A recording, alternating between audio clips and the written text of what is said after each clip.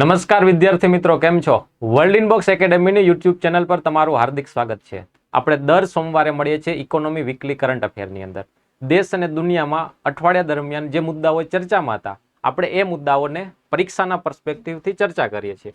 તો આ અઠવાડિયા દરમિયાન કેટલાક મુદ્દાઓ જે પરીક્ષા માટે અગત્યના છે, આવા કંઈક છે. પહેલા તો યુકેમાંથી આપણે 100 ટન સોનાને લાવીએ છીએ. આ વાત તમે બધાએ સાંભળી હશે. પછી આરબીઆઈ દ્વારા એક એપ્લિકેશન, એક પોર્ટલ અને 2 રિપોઝિટરીનું લોન્ચિંગ કરવામાં આવી રહ્યું છે. ભારત માટે એક સારી વાત છે કે ભારતનું રેટિંગ છે એમાં સુધાર આવી રહ્યો છે. ભારતનું અર્થતંત્ર મજબૂત છે એવું વિશ્વ માની રહ્યું છે. પછી અદાણી ગ્રુપની એક કંપની અદાણી પોર્ટને સેન્સેક્સની અંદર સામેલ કરવામાં આવી છે. આના સિવાય એક શબ્દ તમે વારંવાર સાંભળતા હશો, T+1 સેટલમેન્ટ, પછી T+0 settlement, T+2 settlement. Share market સંબંધી આ શબ્દ છે, એને આપણે વિસ્તારથી સમજીશું. ને આ વાત તો તમે બધાએ સાંભળેલી હશે સોશિયલ મીડિયામાં કે આપણે જીડીપીનો ગ્રોથ રેટ છે 8.2%. દર અઠવાડિયે આપણે એક શબ્દની ચર્ચા કરીએ છીએ જે અર્થતંત્ર સંબંધિત અઠવાડિયા દરમિયાન ચર્ચામાં રહેલો હોય છે. એ છે રિવર્સ ફ્લિપિંગ. તો આપણે આ અઠવાડિયાનો શબ્દ છે રિવર્સ ફ્લિપિંગ. તો ચાલો, આ વિડીયોની પીડીએફ તમને આ ટેલિગ્રામ ગ્રુપમાં મળી રહેશે. આ ટેલિગ્રામ ગ્રુપ જોઈન કરો. જીપીએસસી સંબંધિત અન્ય મટીરિયલ પણ તમને આ ગ્રુપમાં મળવા પાત્ર રહેશે. આપણે પહેલો મુદ્દો જે ચર્ચા કરવાનો છે આરબીઆઈ સંબંધિત છે. તો આ વાત તમે બધાએ સાંભળેલી હશે કે આપણે યુકેમાંથી 100 ટન સોનું લાવીએ છીએ. તો આ કેટલી મોટી ખબર છે. આપણે 100 ટન સોનાને યુકે પાસેથી ખરીદીએ છીએ. ઘણા લોકો એવું માની રહ્યા છે કે આપણે યુકે પાસેથી 100 ટન સોનું ખરીદીને ભારતમાં લાવીએ છીએ. અંગ્રેજોના જમાનાની વાત, ગુલામી, આવું બધું જોડી લે છે. તો ખરેખર મુદ્દો શું, સોનું ખરીદીએ છીએ એક્ઝેક્ટલી શું છે? તો આપણે વિસ્તારથી સમજીએ કે 100 ટન સોનું ખરીદવામાં આવે છે. કોણ? સરકાર ખરીદે છે, આરબીઆઈ ખરીદે છે, કઈ રીતે, શું છે? તો તમે એક શબ્દ સાંભળેલો હશે કે વિદેશી મુદ્રા ભંડાર, જેને આપણે ઇંગ્લિશમાં કહીએ foreign exchange reserve. Foreign exchange reserve આ કોણ સંભાળે છે? તો દરેક દેશની સેન્ટ્રલ બેન્કો. ભારતની સેન્ટ્રલ બેન્ક છે આરબીઆઈ. તો આરબીઆઈ છે એની પાસે એક ભંડાર છે. એ ભંડારની અંદર 4 વસ્તુ રાખે છે. પહેલી વિદેશી કરન્સી. વિદેશી કરન્સીમાં ડોલર હશે, પાઉન્ડ સ્ટર્લિંગ હશે, યેન હશે, દરેક પ્રકારની કરન્સી આપણે રાખી શકીએ. પરંતુ આપણે કઈ કરન્સીને વધારે રાખતા હશું? એટલે કે આરબીઆઈ. તો આરબીઆઈ એવી કરન્સીને એના ફોરેક્સ રિઝર્વની અંદર રાખતી હશે કે જે કરન્સી વધારે વિશ્વસનીય છે, જેની ડિમાન્ડ વધારે છે. તો સૌથી વધારે કઈ કરન્સીની ડિમાન્ડ હોય છે? આપણે બધાને ખબર છે કે ડોલર. ડોલર છે વૈશ્વિક માર્કેટની અંદર સૌથી મજબૂત કરન્સી ગણવામાં આવે છે. એની ડિમાન્ડ વધારે છે. એટલે આપણે ડોલર સિવાયની કરન્સી પણ રાખીએ છીએ, પરંતુ સૌથી વધારે કરન્સી હશે ડોલર. બીજા નંબરમાં છે આપણે ફોરેક્સ રિઝર્વની અંદર સોનું રાખીએ છીએ. ત્રીજા નંબરની અંદર છે એસડીઆર, સ્પેશિયલ ડ્રોઈંગ રાઇટ્સ. આ શું છે? આ છે આઈએમએફ દ્વારા ક્રિએટ કરેલી કરન્સી. 1969 ની અંદર આઈએમએફ દ્વારા, કોના દ્વારા? આઈએમએફ દ્વારા આ કરન્સી ક્રિએટ કરવામાં આવી હતી. શેના માટે? દરેક દેશો પોતાના ફોરેક્સ રિઝર્વની અંદર એક તો વિદેશી કરન્સી રાખે, એના સિવાય સોનું રાખે. એના એક વિકલ્પ તરીકે આઈએમએફે 1969 ની અંદર એક કરન્સી ક્રિએટ કરેલી, એને કહીએ છીએ એસડીઆર, સ્પેશિયલ ડ્રોઈંગ રાઇટ્સ.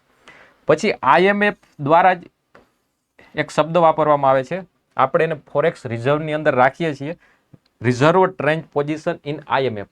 એટલે આઈએમએફની અંદર દરેક દેશ પોતાનો એક હિસ્સો આપે છે દર વર્ષે. જ્યારે દેશ કટોકટીની સ્થિતિમાં હોય એ સમયે આઈએમએફ એને મદદ કરે છે. તો મદદ કેટલી કરશે? તો આપણે અહીંયા પહેલેથી નક્કી હોય છે, રિઝર્વ ટ્રેન્ચ પોઝિશન એ દરેક દેશની અલગ અલગ હશે. આપણે એટલો હિસ્સો કટોકટીના સમયે ઉપયોગ કરી શકીએ. તો આ 4 વસ્તુ શું છે? આ 4 વસ્તુ છે આપણી આરબીઆઈ અને વિશ્વની દરેક સેન્ટ્રલ બેન્કો પોતાના રિઝર્વની અંદર રાખે છે. તો આપણે જે સોનાની વાત કરીએ છીએ, તો આ સોનાની વાત કરીએ છીએ. એટલે આરબીઆઈ પાસે 822 ટન સોનું છે. 822 ટન સોનામાંથી 413 ટન સોનું એ વિદેશોમાં અલગ અલગ જગ્યાએ રાખેલું છે. એમાંથી કેટલુંક સોનું બેંક ઓફ ઇંગ્લેન્ડમાં રાખેલું હતું. તો ઓલરેડી આ સોનું આપણું છે જ. આપણે યુકેની બેંક પાસેથી લેતા નથી, પરંતુ આપણે ભારતમાં સંગ્રહ કરવાની જગ્યાએ બેંક ઓફ ઇંગ્લેન્ડમાં સંગ્રહ કરેલો હતો. તો હવે એ સોનું ભારતમાં પાછું આવે છે. તો આપણે જોયું કે આપણે ફોરેક્સ રિઝર્વની અંદર માત્ર સોનું નથી હોતું, સોના સિવાય બીજી પણ 3 વસ્તુ છે. તો પરીક્ષાની અંદર આ સવાલ પૂછાય કે આરબીઆઈ અથવા તો સેન્ટ્રલ બેંક દ્વારા નીચેનામાંથી કઈ વસ્તુને ફોરેક્સ રિઝર્વ તરીકે રાખવામાં આવે છે? તો આ 4 વસ્તુ છે આપણે વિદેશી મુદ્રા ભંડાર કે ફોરેક્સ એક્સચેન્જ રિઝર્વની અંદર રાખીએ છીએ. હવે એનાથી આગળ આપણે ફોરેક્સ એક્સચેન્જ રિઝર્વની અંદર 4 વસ્તુ છે એ સમજાઈ ગયું, પરંતુ સૌથી વધારે જથ્થો કોનો છે? તો સૌથી વધારે જથ્થો છે વિદેશી કરન્સીનો. કેટલો છે? 88%. તમારે એક્ઝેક્ટ પર્સન્ટેજ યાદ રાખવાની જરૂર નથી, આ પર્સન્ટેજ તો દર મહિને બદલાતા હશે, પરંતુ આપણે એક અંદાજ હોય છે કે મોટા ભાગનો જથ્થો છે વિદેશી કરન્સીનો છે. અત્યારે સોનું ચર્ચામાં છે તો આપણે એ પણ થોડું યાદ રાખી લેશું કે ભારત એટલે કે આરબીઆઈના ફોરેક્સ રિઝર્વની અંદર જે સોનું છે એ કેટલા ટકા હિસ્સો ધરાવે છે ફોરેક્સ રિઝર્વનો? તો 8.5% જેટલો. એક અંદાજિત આપણે ખબર હોવી જોઈએ કે ભારતનો ફોરેક્સ રિઝર્વ છે એમાં સોનાનો હિસ્સો 8% જેટલો છે ને સૌથી વધારે હિસ્સો છે વિદેશી કરન્સીનો. એનાથી આગળ સવાલ પૂછાય કે વિદેશી કરન્સીમાં સૌથી વધારે કઈ કરન્સી હશે? તો કે ડોલર હશે. તો ચાલો, આપણે સોનું ચર્ચામાં છે પણ એક્ઝેક્ટલી પ્રિલિયમ્સમાં અથવા તો મેન્સમાં તો આ મુદ્દામાંથી વધારે પૂછાય એની સંભાવના ઓછી છે, પરંતુ પ્રિલિયમ્સમાં જે પૂછાશે તો ફોરેક્સ રિઝર્વ ટોપિકમાંથી પ્રશ્નો આવશે. હવે આપણે જ્યારે ફોરેક્સ રિઝર્વની વાત કરીએ છીએ તો વિશ્વના દરેક દેશોના ફોરેક્સ રિઝર્વ પર એક નજર નાખી લઈએ. આપણે જોઈએ છે ભારતનું ફોરેક્સ રિઝર્વ. આપણે જોઈએ કે ફોરેક્સ રિઝર્વની અંદર 4 વસ્તુ હોય છે, તો આ દરેકનું મૂલ્ય, 4 વસ્તુનું મૂલ્ય કેટલું છે? તો ભારતના ફોરેક્સ રિઝર્વમાં જે 4 વસ્તુ છે એનું મૂલ્ય છે $642 બિલિયન. આ ફોરેક્સ રિઝર્વ છે દર મહિને બદલાતું હોય છે. આપણે એક્ઝેક્ટ આંકડો યાદ રાખવાની જરૂર નથી, પરંતુ આપણે એક રફ આંકડો યાદ રાખીએ કે આપણું ફોરેક્સ રિઝર્વ છે એ $650 બિલિયન જેટલું છે. તો આપણો ફોરેક્સ રિઝર્વનો ક્રમ કેટલામાં છે? 4થા ક્રમે છે. તો પ્રથમ ક્રમે કોણ છે? પ્રથમ ક્રમે ચીન છે, એનું ફોરેક્સ રિઝર્વ છે એ $3225 બિલિયન છે, એટલે ભારત કરતા તો ખૂબ મોટું છે. બીજા ક્રમે કોણ છે? જાપાન. ત્રીજા ક્રમે કોણ છે? સ્વિટ્ઝરલેન્ડ. આપણે આ આંકડા યાદ રાખવાની જરૂર નથી, પરંતુ આ ક્રમ છે, સિક્વન્સ છે, એ આ પરીક્ષા માટે જરૂરી છે. તો સૌથી વધારે ફોરેક્સ રિઝર્વ કોનું છે? ચીનનું છે. બીજા ક્રમે જાપાનનું છે. ત્રીજા ક્રમે સ્વિટ્ઝરલેન્ડનું છે. બીજા ક્રમ યાદ ના રહે તો અલગ વાત છે. પહેલો ક્રમ ચીન અને ચોથો ક્રમ ભારત છે, એ તો આપણે યાદ હોવું જ જોઈએ. ઓકે, હજી એનાથી આગળ વાત કરીએ. ફોરેક્સ રિઝર્વની અંદર 4 વસ્તુ રાખી, એમાં એક છે સોનું. તો આપણે એ જોઈએ કે કયા દેશની કેન્દ્રીય બેંક પાસે એટલે કે સેન્ટ્રલ બેંક પાસે સૌથી વધારે સોનું છે. તો અમેરિકાની સેન્ટ્રલ બેંક પાસે સૌથી વધારે સોનું 8000 ટન જેટલું છે. ને આપણી પાસે કેટલું સોનું છે? આપણી પાસે લગભગ 800 ટન જેટલું છે. તો આપણો ક્રમ કેટલામાં આવે છે? 9મો ક્રમ. એટલે સોનાના સંગ્રહ કરવાની અંદર આપણે જે ફોરેક્સ રિઝર્વની અંદર સોનું રાખીએ છીએ તો કયા સેન્ટ્રલ બેંક પાસે સૌથી વધારે સોનું છે? તો કે અમેરિકા પાસે. ને સૌથી એટલે ભારતનો ક્રમ કેટલામાં છે? 9મો છે. બીજા દેશના ક્રમને યાદ રાખવાની જરૂર નથી, પરંતુ ચીન, રશિયા, ફ્રાન્સ આ બધા દેશો આપણાથી આગળ છે. પ્રથમ ક્રમાંકે યુએસએ અને 9મા ક્રમાંકે ભારત છે. હવે તમે જોઈને આમાં ક્યાંય તમને આશ્ચર્ય થાય છે? આપણે જોયું કે આ વિદેશી મુદ્રા ભંડાર ફોરેક્સ રિઝર્વ એમાં પહેલો ક્રમાંક ચીન છે, બીજો, ત્રીજો, ચોથો ને 5 ક્રમાંક લખ્યા. 5 ક્રમાંકની અંદર ક્યાંય અમેરિકા નથી. ફોરેક્સ રિઝર્વ કયા દેશનું સૌથી મોટું? એમાં અમેરિકાનો ક્રમ પેલા 5 દેશોમાં નથી. જ્યારે કયા દેશ પાસે સૌથી વધારે સોનું? તેમાં અમેરિકા પહેલા ક્રમાંકે. આ થોડું આશ્ચર્ય પ્રમાણે એવી વાત છે. તો આપણે જોયું કે કોઈ પણ દેશની સેન્ટ્રલ બેંકની અંદર જે ફોરેક્સ એક્સચેન્જ રિઝર્વ છે એમાં 4 વસ્તુ હોય છે. તો અમેરિકા પાસે સોનું છે એ તો સૌથી વધારે છે, પરંતુ અમેરિકાએ આ વસ્તુ વધારે નથી રાખી, વિદેશી કરન્સી. આપણે વિદેશી કરન્સી જે આપણા ફોરેક્સ રિઝર્વમાં છે એમાં સૌથી વધારે શું છે? ડોલર. આપણે ડોલરનો સંગ્રહ કરવો જરૂરી છે, અમેરિકા માટે તો કોઈ જરૂરી નથી. કેમ? અમેરિકાની તો કરન્સી જ ડોલર છે, તો અમેરિકા માટે એ કરન્સીને અલગથી સંગ્રહ કરવાની જરૂર હોતી નથી. એટલે અમેરિકાનો જે વિદેશી મુદ્રા ભંડાર છે, ફોરેન એક્સચેન્જ રિઝર્વ છે, એ પેલા 10 દેશોની અંદર પણ નથી આવતો, પરંતુ અમેરિકાએ સોનાનો જથ્થો ખૂબ રાખેલો છે. હવે એક રસપ્રદ વાત છે કે અમેરિકા પાસે 8000 ટન સોનું છે. આ સોનું કયા સોનાની વાત કરીએ છીએ? એની સેન્ટ્રલ બેંક પાસે. પરંતુ સમગ્ર અમેરિકાની અંદર કેટલું સોનું છે, સમગ્ર ભારતની અંદર કેટલું સોનું છે? તો કદાચ એવું બને કે સમગ્ર અમેરિકા પાસે જેટલું સોનું છે એના કરતા ભારત પાસે સોનું વધારે હશે. કેમ? કે ભારતની અંદર ભારતના લોકો સોના પ્રિય લોકો છે, કે ઘણા લોકો તમે જોયા હશે કે સોનાના શર્ટ બનાવે છે. તો ભારતના લોકો પાસે જે સોનું છે એ અમેરિકા કરતા વધારે હશે. ભારતની અંદર સોનું એક અંદાજ પ્રમાણે 30,000 ટન જેટલું છે. અમેરિકાની સેન્ટ્રલ બેંક પાસે કેટલું સોનું છે? 8000 ટન. એટલે આ માત્ર માહિતી માટે છે, આપણે પરીક્ષા માટે યાદ રાખવાનું છે કે સૌથી વધારે સોનું કઈ સેન્ટ્રલ બેંક પાસે છે? તો કે અમેરિકાની સેન્ટ્રલ બેંક પાસે. અત્યારે જે મુદ્દો ચર્ચામાં છે એના કારણે આપણે બધી વાતો કરી છે. એ મુદ્દો એટલો હતો કે આપણે જે આપણી સેન્ટ્રલ બેંક આરબીઆઈ છે એનું સોનું ઇંગ્લેન્ડમાં સંગ્રહ હતું, હવે એ ભારતમાં મુંબઈમાં સંગ્રહ કરવામાં આવશે. ચર્ચાનો મુદ્દો એટલો હતો. આગળનો મુદ્દો છે આરબીઆઈ છે હમણાં ધૂમ મચાવે છે, ઘણા બધા એપ ને પોર્ટલ લોન્ચ કરે છે. તો એમાં એક નવી એપ લોન્ચ કરી છે. એપનું નામ છે જીસેક એપ. આ જીસેક, જી એટલે ગવર્મેન્ટ, સેક એટલે સિક્યુરિટી. ગવર્મેન્ટ સિક્યુરિટી એટલે કે સરકારી જામીનગીરીની ખરીદ વેચાણ માટે આરબીઆઈએ એક એપ્લિકેશન લોન્ચ કરી છે. આપણે બેંકની અંદર નાણાંની લેવડ દેવડ કરવાની હોય તો આપણે બેંક ખાતું ખોલવું પડે. પછી આપણે શેર માર્કેટમાંથી શેરની ખરીદી કરવાની હોય તો આપણે બેંક એકાઉન્ટ દ્વારા શેર માર્કેટમાંથી શેરની ખરીદી ના કરી શકાય. એના માટે એક અલગ પ્રકારનું ખાતું ખોલવું પડે, એને કહેવાય ડીમેટ એકાઉન્ટ. તો આપણે જો શેર ખરીદવા છે તો ડીમેટ એકાઉન્ટ ખોલવું પડે. એ રીતે આપણે ગવર્મેન્ટ સિક્યુરિટી ખરીદવી હોય તો આપણે ડીમેટ એકાઉન્ટ કે બેંક એકાઉન્ટ નહીં, પરંતુ એનાથી એક અલગ પ્રકારનું ખાતું ખોલાવવું પડે. એનું નામ છે રિટેલ ડાયરેક્ટ ગિલ્ડ એકાઉન્ટ. તો આપણે રિટેલ ડાયરેક્ટ ગિલ્ડ એકાઉન્ટ દ્વારા આરબીઆઈ જે ગવર્મેન્ટ સિક્યુરિટી બહાર પાડે છે એને આપણે સીધા જ ખરીદી શકીએ. આ ગવર્મેન્ટ સિક્યુરિટી શું છે? Government security GSec. જ્યારે સરકારને નાણાંની જરૂર પડે છે ત્યારે સરકાર એક કાગળના ટુકડા ઉપર એવું લખી દેશે કે 100 રૂપિયા. આ થઈ ગઈ ગવર્મેન્ટ સિક્યુરિટી. હવે આ ગવર્મેન્ટ સિક્યુરિટીને કોણ ખરીદશે? કોઈ બેંક ખરીદે, કોઈ વ્યક્તિ ખરીદે. તો આ સિક્યુરિટી છે એ ખરીદશે ને અમુક સમય પછી આ સિક્યુરિટી ફરી આપણે સરકારને આપી દેશું, ત્યારે સરકાર આપણે એના ઉપર વ્યાજ આપશે. એટલે કે સરકારને જ્યારે નાણાંની જરૂર પડે ત્યારે ગવર્મેન્ટ સિક્યુરિટી એટલે કે જીસેક બહાર પાડે. જીસેક આમ તો ગવર્મેન્ટ પોતાના રૂપિયા માટે બહાર પાડે, પણ આનું કામ કોણ કરી દે છે? સરકાર વતી આરબીઆઈ છે એ સિક્યુરિટીનું વેચાણ કરે છે. એટલે કે આરબીઆઈ સિક્યુરિટીનું વેચાણ કરે છે ત્યારે બેંકો ખરીદી શકે, આપણા જેવા લોકો પણ ખરીદી શકે. આપણે 2021 પહેલાની વાત કરીએ તો આપણે સામાન્ય લોકો છે ગવર્મેન્ટ સિક્યુરિટીની ખરીદી ના કરી શકતા. તો કોણ ખરીદી કરી શકતું? મોટી બેંકો જેને પ્રાઇમરી ડીલર તરીકેનું લાયસન્સ મળેલું હોય છે એ લોકો જ ખરીદી કરી શકતા. પરંતુ 2021ની અંદર આરબીઆઈએ એક યોજના બહાર પાડી, રિટેલ ડાયરેક્ટ સ્કીમ. આ સ્કીમ અંતર્ગત આપણા જેવા સામાન્ય લોકો એટલે કે રિટેલર, છૂટક લોકો, એ લોકો આરબીઆઈની સિક્યુરિટીને સીધું જ એના પાસેથી ખરીદી શકતા હતા. તો આ વસ્તુને થોડું આપણે વિસ્તારથી સમજીએ. આ છે આરબીઆઈ, એ ગવર્મેન્ટ સિક્યુરિટીનું વેચાણ કરે છે. આ ગવર્મેન્ટ સિક્યુરિટીને કોણ ખરીદે? પ્રાઇમરી ડીલર એટલે કે પીડી. પ્રાઇમરી ડીલર તરીકેનું લાયસન્સ કોને મળી શકે? એનબીએફસીને મળી શકે, બેંકોને મળી શકે. એવી રીતે ભારતની અંદર અત્યારે 21 પ્રાઇમરી ડીલર છે.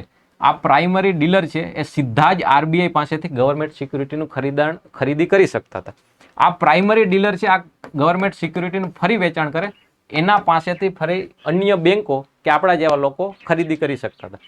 પરંતુ આરબીઆઈએ આ યોજના અંતર્ગત શું કર્યું? હવે પ્રાઇમરી ડીલર એટલે કે મિડલમેન, વચેટિયા, એની પાસેથી આપણે ગવર્મેન્ટ સિક્યુરિટી ખરીદવાની જરૂર નથી. સામાન્ય લોકો સીધા જ આરબીઆઈ પાસેથી ગવર્મેન્ટ સિક્યુરિટી ખરીદી શકે એના માટેની આ યોજના છે રિટેલ ડાયરેક્ટ સ્કીમ. તો એ ગવર્મેન્ટ સિક્યુરિટી અંતર્ગત અલગ અલગ પ્રકારની ગવર્મેન્ટ સિક્યુરિટી હોય કે treasury bill, dated government security, state development bond અને સોવરેન ગોલ્ડ બોન્ડ. આ અલગ અલગ પ્રકારની 4 વસ્તુ ગવર્મેન્ટ સિક્યુરિટી અંતર્ગત આપણે ખરીદી શકીએ. મિનિમમ કેટલું રોકાણ આપણે કરવું પડે? આપણે ટ્રેઝરી બિલનું વેચાણ થતું હોય તો મિનિમમ 10,000 રૂપિયાની ટ્રેઝરી બિલ ખરીદવી પડે. એટલે આ 3 વસ્તુ 10,000. ને જો સોનું ખરીદવાની વાત આવે, સોવરેન ગોલ્ડ બોન્ડ કરીને એક અલગથી યોજના છે, આપણે એના ઉપર વિસ્તારથી ચર્ચા નહીં કરીએ. પરંતુ એમાં શું છે, સરકાર એવું ઈચ્છે છે કે આપણે ફિઝિકલ ગોલ્ડ ના ખરીદીએ. જો આપણે ગોલ્ડમાં રોકાણ કરવું છે તો આ બોન્ડ ખરીદીએ. આ બોન્ડમાં શું હશે? બોન્ડની અંદર એવું લખેલું હશે 1 ગ્રામ, 2 ગ્રામ, 3 ગ્રામ. 3 ગ્રામનો બોન્ડ એટલે 3 ગ્રામ સોનાની કિંમતમાં મળશે. એકચ્યુઅલમાં એ ગોલ્ડ નહીં હોય, એક કાગળનો ટુકડો હશે, એના ઉપર સરકારે 1 ગ્રામ લખી દીધા છે. ને આપણે જ્યારે એને વેચીશું ત્યારે જે સોનાની કિંમત હશે એ કિંમત આપણે મળી જશે. એટલે મિનિમમ એક સોવરેન ગોલ્ડ બોન્ડ કેટલા? 1 ગ્રામનો ખરીદવાનો રહેશે. આ વાત થઈ ગઈ રિટેલ ડાયરેક્ટ સ્કીમની. આ સ્કીમ અંતર્ગત આપણા જેવા લોકો એટલે કે રિટેલ લોકો સીધા જ આરબીઆઈ પાસેથી ગવર્મેન્ટ સિક્યુરિટીની ખરીદી કરી શકશે. હવે આપણે ગવર્મેન્ટ સિક્યુરિટીની ખરીદી કરી શકીએ, પરંતુ ખરીદી ક્યાંથી કરીશું, કેવી રીતે કરીશું? તો એના માટે સરકારે પહેલા એક પોર્ટલ બનાવેલું હતું. વેબસાઇટમાંથી આપણે સિક્યુરિટી આ જે રિટેલ ડાયરેક્ટ ગિલ્ડ એકાઉન્ટ છે એકાઉન્ટ બનાવીને ખરીદી શકતા.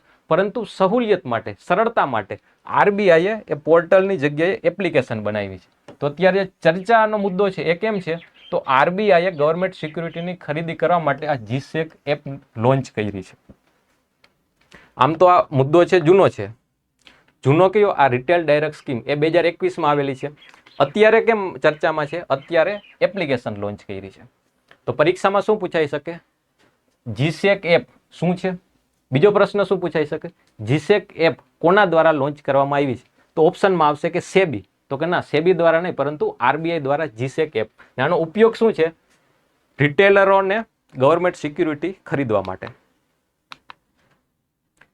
એટલે આરબીઆઈએ એક તો એપ્લિકેશન લોન્ચ કરી, બીજું આ પ્રવાહ પોર્ટલ.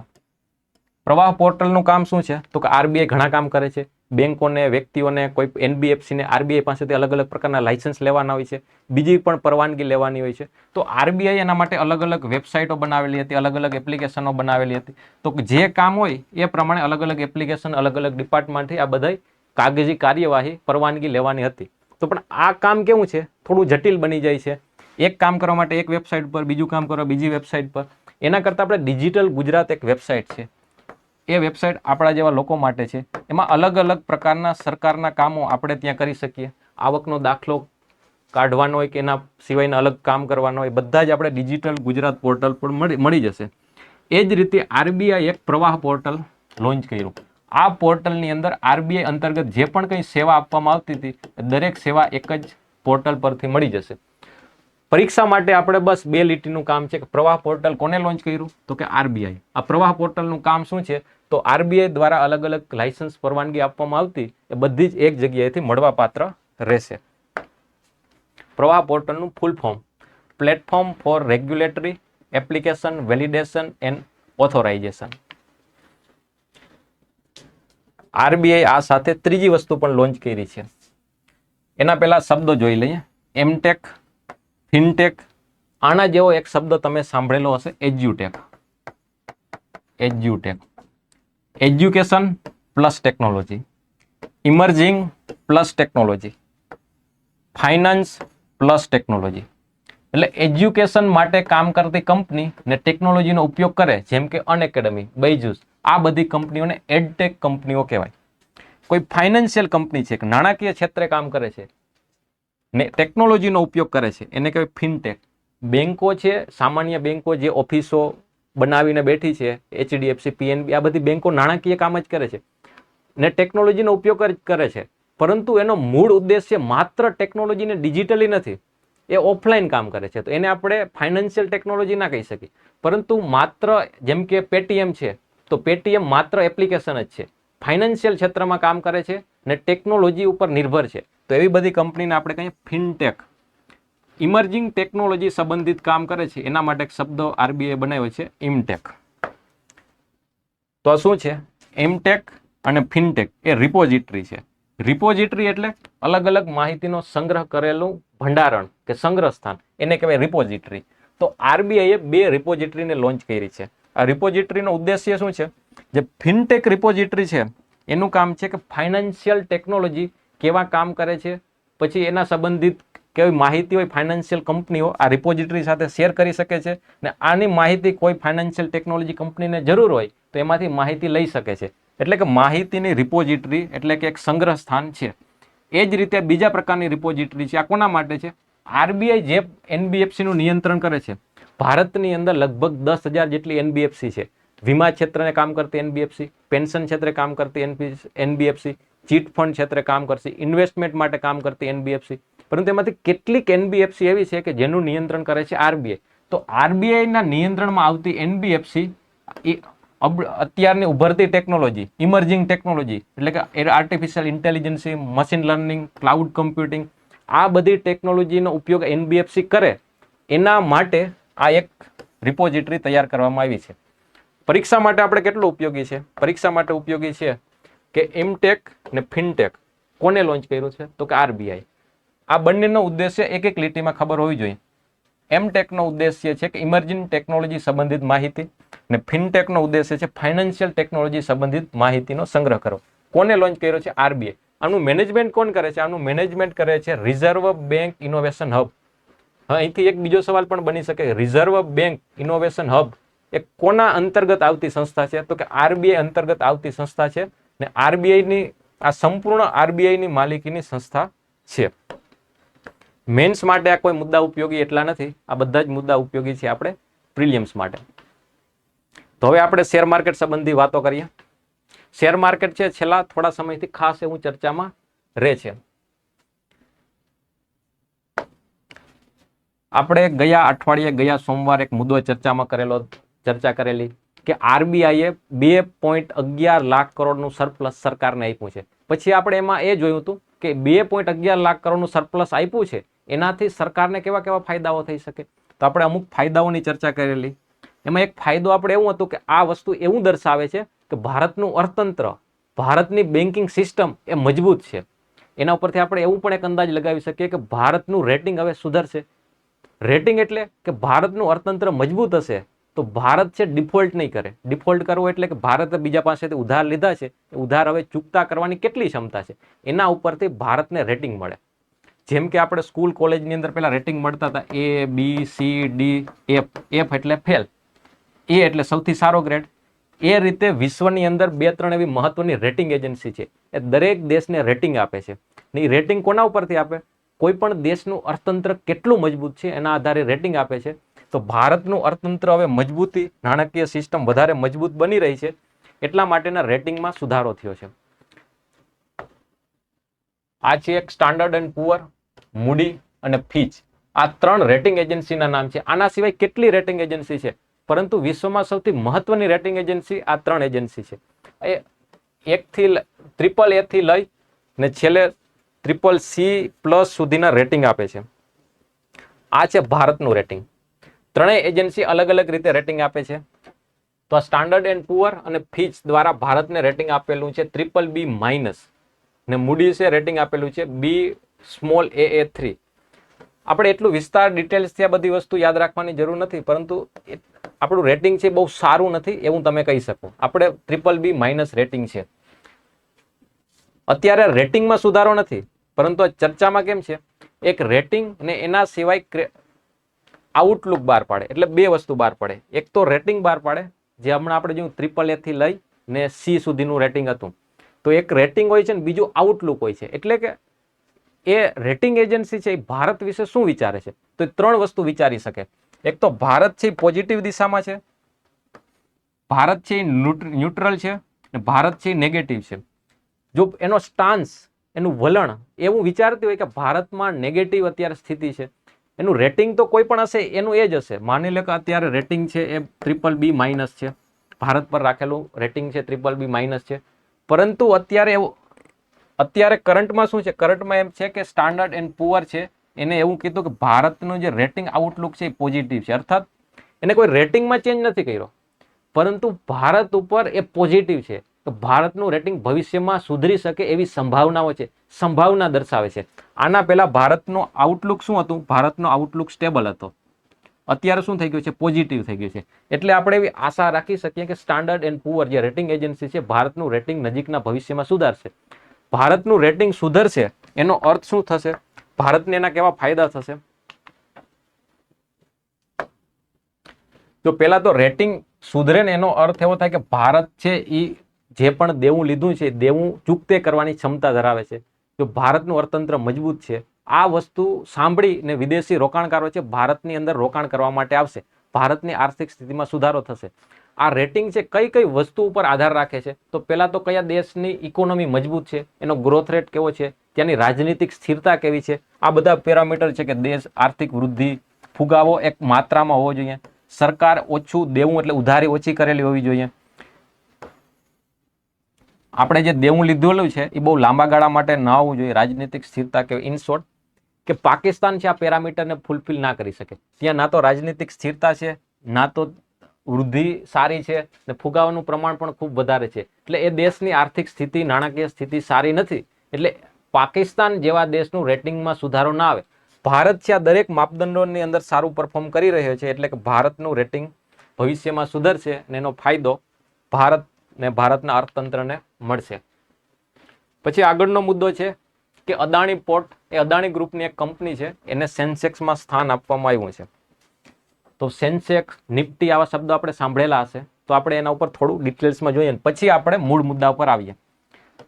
એક હોય છે સ્ટોક એક્સચેન્જ. જે રીતે આપણે કપડાં ખરીદવા જઈએ તો કપડાની ઘણી બધી દુકાનો એક જ ગલીમાં, એક જ બજારમાં હોય છે. બધી જ દુકાનોની અંદર આપણે કપડાં મળતા હોય છે, પરંતુ દરેક દુકાનના નામ અલગ અલગ હોય છે. એ જ રીતે સ્ટોક એક્સચેન્જ છે, ત્યાં કપડાં નથી મળતા, પરંતુ ત્યાં મળે છે શેર. પરંતુ આપણે જેમ અલગ અલગ કપડાની દુકાનો હોય છે અલગ અલગ નામથી, એ જ રીતે આ સ્ટોક એક્સચેન્જ છે એ પણ અલગ અલગ નામથી હોય છે. તો એક સ્ટોક એક્સચેન્જ છે બોમ્બે સ્ટોક એક્સચેન્જ, બીજું છે નેશનલ સ્ટોક એક્સચેન્જ. શું ભારતની અંદર આ બે જ સ્ટોક એક્સચેન્જ છે? ના, ભારતમાં આના કરતાં વધારે સ્ટોક એક્સચેન્જ છે, પરંતુ સૌથી મહત્વના આ બે સ્ટોક એક્સચેન્જ છે.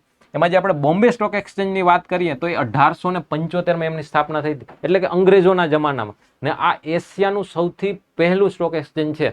ને બીજું સ્ટોક એક્સચેન્જ છે 1992માં, જે નેશનલ સ્ટોક એક્સચેન્જ તરીકે આપણે ઓળખીએ છીએ.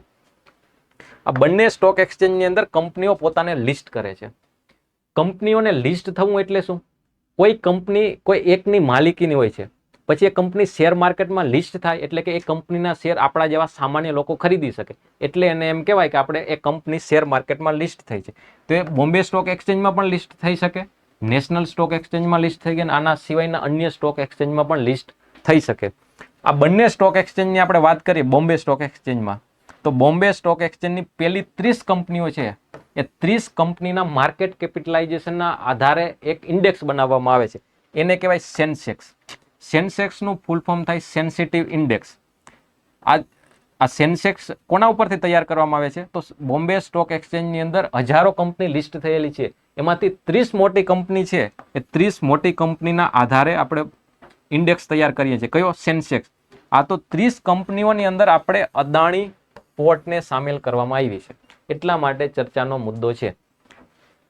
તો આપણે 30 કંપની હતી, એમાંથી એડ કોને કરી છે? અદાણી પોર્ટને. તેમાંથી કોઈ એક કંપનીને આપણે બહાર કાઢી છે, તો કઈ? વિપ્રો કંપનીને બહાર કાઢી છે, ને અદાણી પોર્ટને આપણે એડ કરી છે. અદાણી પોર્ટની અદાણી ગ્રુપની લગભગ 10 કંપનીઓ ઓલરેડી શેર માર્કેટની બોમ્બે સ્ટોક એક્સચેન્જમાં લિસ્ટેડ છે, પરંતુ એમાંથી માત્ર એક જ કંપની અદાણી પોર્ટ આ 30 કંપનીઓની અંદર સામેલ કરવામાં આવી છે. જે રીતે સેન્સેક્સ એ બોમ્બે સ્ટોક એક્સચેન્જ દ્વારા બહાર પાડવામાં આવે છે ને પેલી 30 કંપનીઓના આધારે જારી થાય છે, એ જ રીતે નેશનલ સ્ટોક એક્સચેન્જ દ્વારા પણ એક ઇન્ડેક્સ બહાર પાડવામાં આવે છે, એને આપણે કહીએ નિફ્ટી. નિફ્ટી છે એ નેશનલ સ્ટોક એક્સચેન્જ અંતર્ગત લિસ્ટેડ પેલી 50 કંપનીઓના આધારે જારી કરવામાં આવે છે. જો સેન્સેક્સની અંદર કઈ 30 કંપનીને રાખવી એ દર 6 મહિને આ મૂલ્યાંકન થતું હોય છે, એટલે કે કોઈ એક બે કંપની એડ થાય, એક બે કંપની બહાર નીકળે દર 6 મહિને. તો પ્રિલિયમ્સ માટે આ મુદ્દો એટલો મહત્વ નથી કઈ કંપની એડ થઈ છે, પરંતુ પ્રિલિયમ્સ માટે આપણે વધારે મહત્વનું એ છે કે બોમ્બે સ્ટોક એક્સચેન્જ છે એશિયાનું સૌથી મોટું સ્ટોક એક્સચેન્જ છે, 1875માં સ્થાપના થઈ હતી. સેન્સેક્સ કોના દ્વારા બહાર પાડવામાં આવે છે? તો કે બોમ્બે સ્ટોક એક્સચેન્જ દ્વારા. સેન્સેક્સ કેટલી કંપનીઓનો સમાવેશ કરે છે? તો કે 30 કંપનીઓ. નેશનલ સ્ટોક એક્સચેન્જ 1992માં સ્થાપના થઈ ને એના ઇન્ડેક્સનું નામ છે નિફ્ટી, એમાં 50 કંપનીઓનો સમાવેશ થાય છે. તો જે કરંટ ચર્ચામાં છે એ કરંટમાંથી કેવો મુદ્દો, કેવો સવાલ પરીક્ષામાં પૂછાઈ શકે એ આપણે ખબર હોવી જોઈએ. એ પ્રમાણે આપણે તૈયારી કરીએ તો પાસ થઈ શકીએ. પછી હવે આગળનો મુદ્દો છે T+1 સેટલમેન્ટ સાયકલ. એક વ્યક્તિ છે એ અને બીજો વ્યક્તિ છે બી. આ વ્યક્તિ કોઈ વસ્તુનું વેચાણ કરે છે, તો વસ્તુ મળી જશે આ ભાઈને. તો આ ભાઈ શું કરશે? બી છે એને નાણાં આપશે. વસ્તુનું વેચાણ કરીએ તો બદલામાં નાણાં મળે, કોઈ વસ્તુ આપીએ તો નાણાં મળે.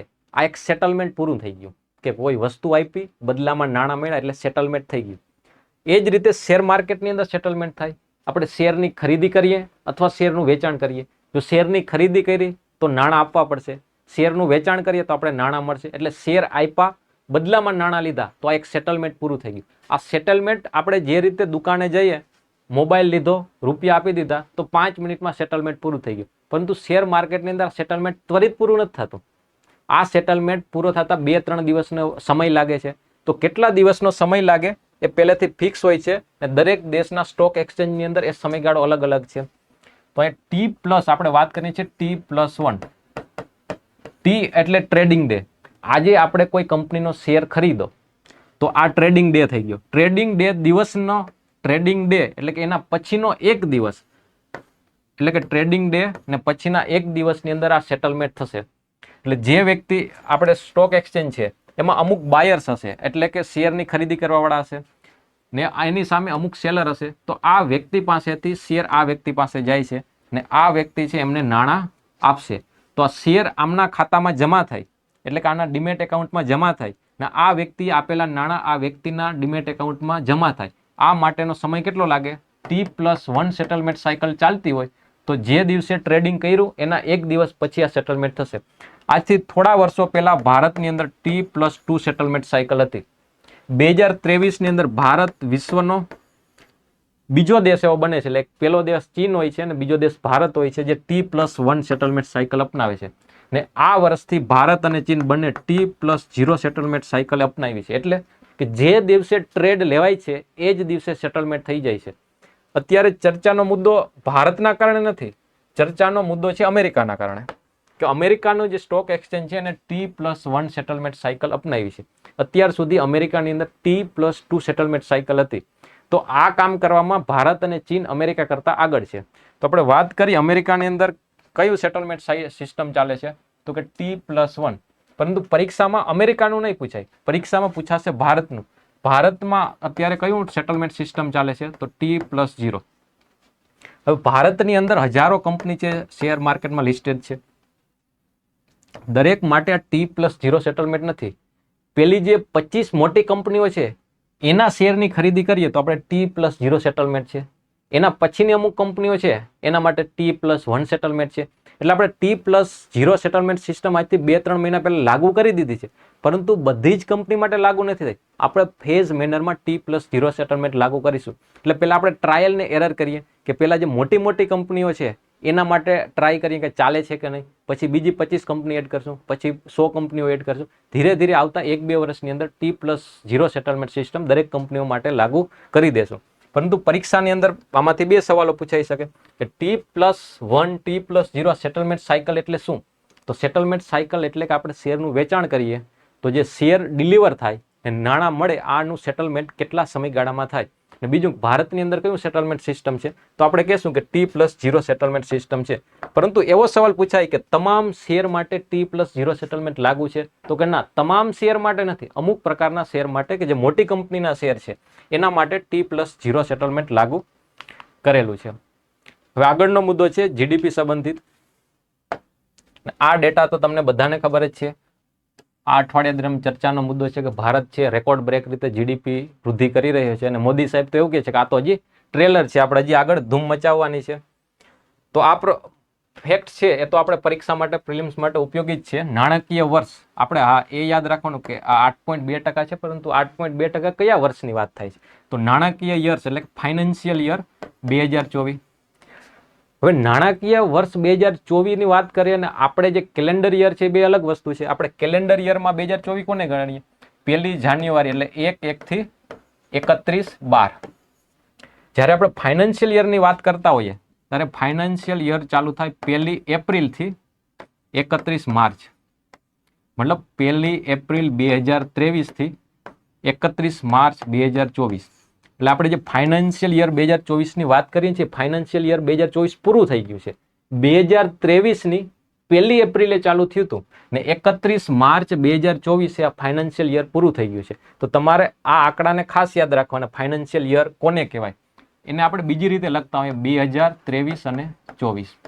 2023-24 ને બીજે કઈ રીતે લખાય? બીજી આ રીતે લખાય કે ફાઇનાન્શિયલ યર 2024. 2023-24 2024 બંને એક જ વસ્તુ છે. નાણાકીય વર્ષ ફાઇનાન્શિયલ યર આપણે કેલેન્ડર યર છે 1 જાન્યુઆરી થી ચાલુ થાય એના કરતા અલગ છે. તો કેલેન્ડર યર છે આપણે દૈનિક લાઈફ માટે જરૂરી છે. ફાઇનાન્શિયલ યર આપણે જીડીપી અર્થતંત્રની વાત કરતા હોય તો દરેક જગ્યાએ ફાઇનાન્શિયલ યર આને જ ગણવામાં આવે છે. તો આ ડેટા કયાના છે? ફાઇનાન્શિયલ યર 2024 એટલે કે નાણાકીય વર્ષ 2023-24 ની અંદર ભારતની જીડીપી 8.2% દરે વૃદ્ધિ પામેલી છે. અહીંયા જોઈ શકો છો જોવા માટે કે 2011-12 સમયથી લઈ ને જે છેલ્લા આંકડા 8.2% આવ્યા ત્યાં સુધીનો જીડીપીનો વૃદ્ધિ દર જો. આ કયો વર્ષ છે? કોરોના વાળું વર્ષ છે. તો એમાં આપણો વૃદ્ધિ દર માઇનસમાં જતો રહ્યો તો ફરી વધારે ને આપણે અત્યારે 8% સાથે ગ્રોથ કરીએ છીએ. તો હજી એક શબ્દ તમે ક્યાંક સાંભળેલો હશે, વી આકારની રિકવરી. તો અહીંયા તમે જોઈ શકો છો કે વી આકાર બને છે. અલગ અલગ રિકવરીના પ્રકાર છે. કી આકારની રિકવરી, વી આકારની રિકવરી, યુ આકારની રિકવરી, ડબલ્યુ આકારની રિકવરી. આનો અર્થ શું થાય છે? જ્યારે જીડીપીનો ગ્રોથ રેટ છે એનો એક ગ્રાફ બનાવીએ તો આ રિકવર થાય છે. કોરોના દરમિયાન આપણે મંદીની સ્થિતિમાં જતા રહ્યા હતા, આપણે વૃદ્ધિ દર છે ખૂબ જ ઓછો હતો. તે વૃદ્ધિ દર ખૂબ ઓછો હતો, એમાંથી ધીમે ધીમે આપણા દેશનું અર્થતંત્ર આગળ આવે છે, વૃદ્ધિમાં વધારો થાય છે. તો માની લો કે આપણે ઝડપથી વૃદ્ધિ કરી ના હોત તો બીજા કઈ રીતે વૃદ્ધિ દર હોત? તો ધીમે ધીમે ધીમે આપણે વૃદ્ધિ દરમાં વધારો થાત તો અહીંયા યુ આકાર બનત. તો એને યુ આકારની રિકવરી કહેવાય. માની લો કે ધીમે ધીમે વૃદ્ધિ કરી, ફરી મંદીમાં જતું રહે અર્થતંત્રને, ફરી વૃદ્ધિ કરે તો ડબલ્યુ આકારની રિકવરી બને છે. પરંતુ ભારતની રિકવરી કેવા આકારની છે? વી આકારની. કે કોરોના સમયમાં મંદીના માહોલમાં જાય છે અર્થતંત્ર ને સીધું જ આપણે રિકવર કરી લઈએ છીએ. તો વી આકારની રિકવરી એટલે કે વૃદ્ધિ દરનો ગ્રાફ બનાવીએ તો એ કયા આકારનો બને છે એના આધારે આપણે રિકવરીનો નામ આપી શકીએ. તો આ છે વી આકારની રિકવરી. જીડીપીના ડેટા કોણ બહાર પાડે છે? આ લગભગ દર વર્ષે એકાદ પરીક્ષાની અંદર તો પૂછાય જ છે. સ્ટેટિક છે, સિમ્પલ છે, છતાં દર વર્ષે પૂછાય છે. તો પહેલા તો મિનિસ્ટ્રી કઈ છે એ આવડવું જોઈએ. Ministry of statistic and programme implementation, આપણે શોર્ટમાં એને યાદ રાખતા હોઈએ છીએ મોસ્પી. આ મોસ્પી અંતર્ગત એક સંસ્થા છે NSO, national statistical office. National statistical office, O એટલે ઓર્ગેનાઇઝેશન નથી, ઓફિસ છે. સામાન્ય રીતે એનએસઓ છે એ જવાબમાં ઓપ્શનમાં હોય છે. કયા મંત્રાલય દ્વારા? તો કે મોસ્પી. કયા સંગઠન દ્વારા? તો કે એનએસઓ. જો એનાથી આગળ પૂછે તો એનએસઓ અંતર્ગત એક ડિવિઝન છે નેશનલ એકાઉન્ટ ડિવિઝન, એના દ્વારા જીડીપીના આંકડા તૈયાર કરવામાં આવે છે. પરંતુ મોટા ભાગના કેસોમાં એનએસઓ જવાબ આવતો હોય છે. આપણે જે જીડીપીની વાત કરીએ તો જીડીપી છે એ 3 સેક્ટરના યોગદાન હોય છે. કૃષિ ક્ષેત્ર, ઔદ્યોગિક સેક્ટર અને ત્રીજું છે સર્વિસ સેક્ટર. તો કયા સેક્ટરનું યોગદાન જીડીપીમાં વધારે છે? તો દર વર્ષે તમે જોઈ શકો છો આ 2019 થી 2023-24 સુધીના આંકડા છે. દર વર્ષે જીડીપીમાં યોગદાન કયા સેક્ટરનું હોય છે? સેવા સેક્ટરનું વધારે હોય છે. 54%, 52%, 52%, 54%, 54%. એટલે 52% થી લઈને 55% ની વચ્ચે થોડું થોડું દર વર્ષે ફ્લક્ચ્યુએટ થાય છે. તો આપણે એટલો એક અંદાજ હોવો જોઈએ કે જીડીપીની અંદર સૌથી વધારે યોગદાન સર્વિસ સેક્ટરનું એટલે કે સેવા ક્ષેત્રનું છે. અને કેટલું છે? લગભગ 54-55% જેટલું હોય છે. પછી બીજા નંબરે તો કે ઔદ્યોગિક, સેકન્ડરી, દ્વિતીય સેક્ટરનું સૌથી વધારે હોય છે. એ કેટલું છે? લગભગ 25% આજુબાજુ. ને કૃષિ ક્ષેત્રનું યોગદાન કેટલું છે? એનું હોય 18% થી લઈ ને 20%. દર વર્ષે એમાં થોડો ઘણો બદલાવ આવતો હોય છે. કોરોના વાળા વર્ષની અંદર એનું યોગદાન વધી ગયું હતું, એટલા માટે ચર્ચાનો મુદ્દો હતો. એમાં 22% યોગદાન એગ્રીકલ્ચર સેક્ટર એટલે કે પ્રાથમિક સેક્ટરનું હતું. પરંતુ કોરોના પછી રિકવર થઈ ગયું. સર્વિસ સેક્ટર અને ઔદ્યોગિક સેક્ટર વધારે યોગદાન આપી રહ્યા છે. એગ્રીકલ્ચર સેક્ટરનું યોગદાન એટલે કે પ્રાથમિક સેક્ટરનું યોગદાન છે 19.6%. આ ભારતની વાત થઈ. ગુજરાતની જીડીપીમાં કયું સેક્ટર સૌથી વધારે યોગદાન આપે છે? તેમાં સર્વિસ સેક્ટર નથી, એમાં મેન્યુફેક્ચરિંગ એટલે કે દ્વિતીય સેક્ટર છે એનું યોગદાન સૌથી વધારે છે. તો જીડીપીનો 2 પોઈન્ટ નહીં પરંતુ 8.2% વૃદ્ધિ દર છે એ તો આપણા માટે મહત્વનું છે. એના સિવાય આ મુદ્દાઓ પણ યાદ રાખવાના કે સૌથી વધારે યોગદાન સર્વિસ સેક્ટરનું, પછી મેન્યુફેક્ચરિંગ સેક્ટર અને પછી પ્રાથમિક સેક્ટરનું હોય. જીડીપીના ડેટા બહાર કોણ પાડે છે? તો કે એનએસઓ બહાર પાડે છે. આ તમે બધા જાણતા જ હશો, છતાં સ્લાઇડમાં આપી દીધું છે કે આપણે વાત કરી પ્રાઇમરી સેક્ટર, સેકન્ડરી સેક્ટર અને ટર્સરી સેક્ટર. તો પ્રાઇમરી સેક્ટર અંતર્ગત કઈ વસ્તુઓ આવે છે? તો કૃષિ આવે છે, પશુપાલન આવે છે, ફોરેસ્ટ્રી આવે છે, મત્સ્યપાલન આવે છે, ખનન આવે છે. આ પ્રાઇમરી સેક્ટરમાં આવે છે. આ સવાલ પણ પરીક્ષામાં પ્રિલિમ્સમાં પૂછાતો હોય છે કે નીચેનામાંથી કઈ વસ્તુ એ છે પ્રાથમિક ક્ષેત્ર અંતર્ગત આવે છે? તો ખનન છે એમાં આવે છે, પશુપાલન છે એમાં આવે છે, ને જે ઉત્પાદનની પ્રવૃત્તિ સાથે જોડાયેલ હોય એ બધી વસ્તુને આવે છે આપણે સેકન્ડરી સેક્ટરની અંદર. સર્વિસ સેક્ટર એટલે એજ્યુકેશન છે, સ્વાસ્થ્ય છે, ટુરિઝમ છે, આ બધી વસ્તુ સર્વિસ સેક્ટર અંતર્ગત આવે છે. તો આ તમે જોઈ લેજો. આમ તો તમને બધાને આવડતું જ હશે. દર અઠવાડિયે આપણે એક શબ્દની ચર્ચા કરીએ છીએ. અર્થતંત્ર સંબંધિત એક શબ્દ જે પ્રિલિમ્સમાં પૂછાવાની સંભાવના હોય છે એવો એક શબ્દ છે રિવર્સ ફ્લિપિંગ. રિવર્સ ફ્લિપિંગ સમજતા પહેલા આપણે સમજવું પડે ફ્લિપિંગ એટલે શું. તો પહેલા આપણે સમજીએ ફ્લિપિંગ. ભારતની અંદર જે નવી નવી કંપનીઓ બને છે, PhonePe, Google pay, Zomato, Swiggy, Flipkart, આ બધી કંપનીઓ છેલ્લા 8-10 વર્ષની અંદર ભારતની અંદર બનેલી છે. તો એને આપણે સ્ટાર્ટઅપ કહીએ છીએ. તો ભારતની અંદર આ કંપનીઓ બને તો એ અમુક લાભો એ જો ભારત બહાર જતી રહે ને તો થતા હોય છે. ફોર એક્ઝામ્પલ, એક કંપની છે ભારતની અંદર બને છે, પરંતુ એનો કસ્ટમર બેઝ છે એ સિંગાપોર હોય, અમેરિકા હોય, તો એ કંપની શું કરશે? એ કંપની છે ધીરે ધીરે વિદેશમાં શિફ્ટ થઈ જશે. કઈ રીતે શિફ્ટ થશે? પહેલા અમેરિકાની અંદર એક કંપની બનાવશે, પછી એ કંપનીને અમુક વસ્તુ ઇન્ટેલેક્ચ્યુઅલ પ્રોપર્ટી રાઇટ, અમુક એસેટ્સ, એ બધું ધીમે ધીમે આ કંપનીને વેચતી જશે. પછી આ કંપની છે એનું ડોમિસાઇલ છે, એનું હેડક્વાર્ટર છે એ અમેરિકામાં શિફ્ટ કરી દેશે. કેમ? કે એનો કસ્ટમર બેઝ છે અમેરિકામાં છે. એક કારણ તો આવું હોઈ શકે. બીજું કારણ એવું હોઈ શકે કે ભારતની અંદર કંપની છે, કોઈ સ્ટાર્ટઅપ બને છે, પરંતુ એને એવું લાગે છે કે એને હવે આઈપીઓ બહાર પાડવો છે, એમાં વિદેશી રોકાણકારો અથવા ભારતના રોકાણકારો ઇન્વેસ્ટ કરવા માંગે છે. જ્યારે રોકાણ કરશે ત્યારે ભારતમાં જે કંપની છે એના કરતાં એ કંપની જો વિદેશમાં હશે ને તો એનું વેલ્યુએશન વધારે મળશે એવી સંભાવના રહેલી છે. ને ક્યારેક કોઈ કંપનીની અંદર રોકાણકારો ઇન્વેસ્ટ કરે છે ત્યારે એક શરત રાખે છે કે તમારે જે ડોમિસાઇલ છે એ ભારત નહીં, તમારે ભારતમાંથી વિદેશની અંદર તમારું ડોમિસાઇલ શિફ્ટ કરવું પડશે. એટલે કે કંપની છે એ કામ ભલે ભારતમાં કરે, પરંતુ એનું મેઇન હેડક્વાર્ટર છે એ ભારત નહીં પરંતુ વિદેશમાં આવવું જોઈએ. આવા અમુક કારણોસર ભારતમાં બનેલી કંપનીઓ પોતાનું ડોમિસાઇલ એટલે પોતાનું હેડક્વાર્ટર છે એ શિફ્ટ કરે છે વિદેશમાં. તો આને કહેવાય ફ્લિપિંગ. એટલે ભારતમાં બનેલી કંપની છે એ વિદેશમાં પોતાનું ડોમિસાઇલ એ શિફ્ટ કરે છે. તો આ રીતે એક કંપનીએ પોતાનું ડોમિસાઇલ શિફ્ટ કરેલું એનું એક કંપની છે ફોનપે. એનો આપણે ખૂબ ઉપયોગ કરીએ છીએ. પરંતુ છેલ્લા 3-4 વર્ષની અંદર ભારતની સ્થિતિ બદલાઈ જાય છે. ભારતની અંદર સ્ટાર્ટઅપ ખૂબ થાય છે. ભારતના સ્ટાર્ટઅપને સારું એવું વેલ્યુએશન મળે છે. તો આ કંપની હવે શું કરે છે? પોતાનું ડોમિસાઇલ છે શિફ્ટ કરીને ફરી ભારતમાં લઈ આવે છે. તો આને કહેવાય છે રિવર્સ ફ્લિપિંગ. ભારતની અંદર કંપની પહેલા વિદેશમાં જાય તો શું કરે છે? ફ્લિપિંગ. એ કંપની ફરી ભારતમાં આવે છે તેને કહેવાય રિવર્સ ફ્લિપિંગ. તો ફોનપે છે હમણાં એને પાછું રિવર્સ ફ્લિપિંગ કર્યું. એ રીતે રોજર પે, ફ્લિપકાર્ટ, આ બધી જ કંપનીઓ રિવર્સ ફ્લિપિંગની પ્રોસેસમાં જોડાઈ ગઈ છે. હવે રિવર્સ ફ્લિપિંગ કરવાથી ભારત માટે આમ તો સારી વાત છે. સરકારે હવે એના ઉપર વધારે ટેક્સ વસૂલશે. બીજું કે સરકાર છે એના ઉપર વધારે સારું મોનિટરિંગ કરી શકશે. તો એ કંપનીઓ ભારતમાં આવે છે એટલે સરકાર એને ના નથી પાડતી કે આવો રિવર્સ ફ્લિપિંગ કરો, પરંતુ એના ઉપર જે ટેક્સ લાગે ઘણો બધો ટેક્સ, એટલે રેગ્યુલર બેઝ ઉપર ટેક્સ લાગે એ છે નહીં, રિવર્સ ફ્લિપિંગ કરશે ને એના માટે સ્પેશિયલ ટેક્સ લગાડશે. તો ફોનપે રિવર્સ ફ્લિપિંગ કર્યું ત્યારે એના ઉપર 8,000 કરોડનો સ્પેશિયલ ટેક્સ લગાડવામાં આવ્યો હતો. એટલે રિવર્સ ફ્લિપિંગ કરવું એ કંપનીઓ માટે થોડું અઘરું પડે છે. પરંતુ કંપનીઓ પહેલા મોટા ભાઈ થઈને વિદેશમાં ગઈ હતી તો હવે થોડું એને ભોગવવું તો પડશે. તો આપણે શબ્દ છે રિવર્સ ફ્લિપિંગ, એટલે કે કંપની છે પેલા વિદેશમાં જાય છે ને એનું ડોમિસાઇલ ફરી ભારતમાં શિફ્ટ કરે છે એને કહેવાય રિવર્સ ફ્લિપિંગ. કઈ કંપની રિવર્સ ફ્લિપિંગ કરી રહી છે એ આપણા માટે એટલું મહત્વનું નથી, પરંતુ આ શબ્દનો અર્થ આપણે ખબર હોવો જોઈએ. આપણે છેલ્લે ચર્ચા કરીએ છીએ નાની શોર્ટ્સ ખબર. તો આજની એક ખબર છે કે 28 મે એટલે કે ગયા અઠવાડિયા દરમિયાન વર્લ્ડ હંગર ડે ની ઉજવણી કરવામાં આવી છે.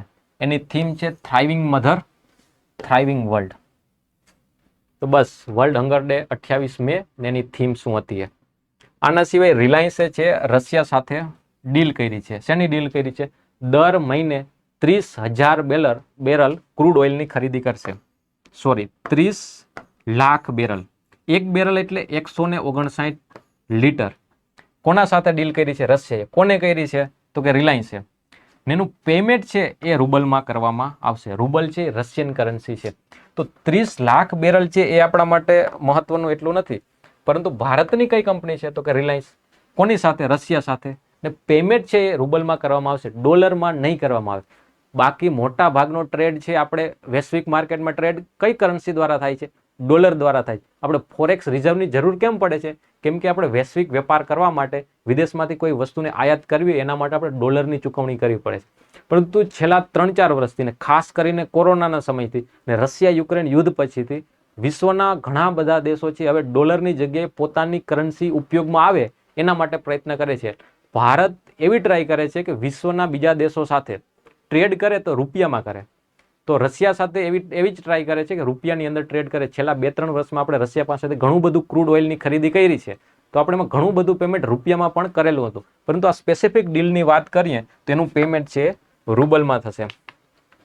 તો વિદ્યાર્થી મિત્રો, આ અઠવાડિયા દરમિયાન કેટલીક મહત્વની ખબર હતી એની આપણે વિસ્તારથી ચર્ચા કરીએ.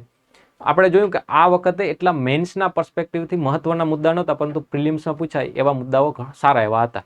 તો ફરી આવતા અઠવાડિયે મળીશું નવી ખબરો સાથે. ત્યાં સુધી આવજો.